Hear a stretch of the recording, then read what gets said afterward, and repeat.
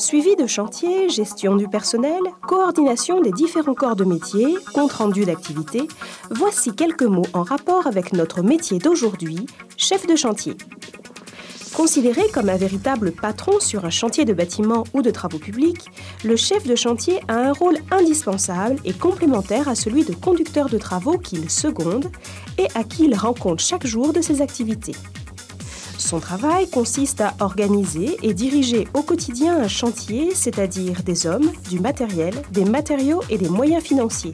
Sa mission est donc lourde de responsabilités. Avant l'ouverture d'un chantier, le chef de chantier prépare, avec le conducteur de travaux, les différentes tâches à accomplir. Après la lecture des plans, il faut déterminer l'implantation de la construction et le choix des méthodes d'exécution, puis superviser l'installation du chantier. Ensuite, pendant toute la durée du chantier, il en a la responsabilité quotidienne.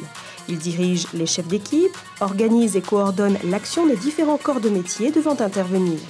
Il supervise également la livraison et la réception des engins et des matériaux au fur et à mesure de l'avancement des travaux. L'activité de chantier s'accompagne aussi de travaux administratifs et de gestion de personnel. Il faut gérer les heures des ouvriers, vérifier les bons de commande, les factures, établir des comptes rendus d'activité ou encore préparer les réunions de chantier.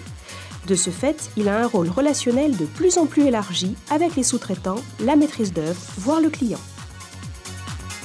Le chef de chantier doit non seulement avoir des compétences techniques et relationnelles, mais également être bon gestionnaire. Il doit avoir une bonne appréciation des conditions de réalisation des tâches, des besoins en hommes et des matériels à mettre en œuvre. Surtout, il doit savoir motiver et animer une ou plusieurs équipes d'ouvriers et de techniciens. On peut commencer comme chef d'équipe avec un niveau 4, type Bac Techno STI, Sciences et Technologies Industrielles, spécialité Génie Civil, ou Bac Pro Travaux Publics ou Construction Bâtiment Gros Œuvres. Il faut alors un peu d'expérience avant de devenir chef de chantier.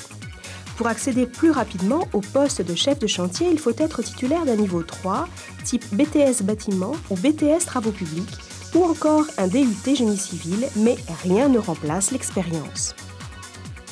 La profession est particulièrement ouverte et la promotion interne très développée. Une expérience confirmée sur les chantiers permet d'accéder aux fonctions de conducteur de travaux. Pourquoi avez-vous choisi ce métier ? J'ai commencé petit, quoi. J'ai commencé comme maçon, 10 ou 15 années. Après, j'ai fait chef d'équipe et après, j'ai fait chef chantier. C'est pour ça que j'aime mon métier.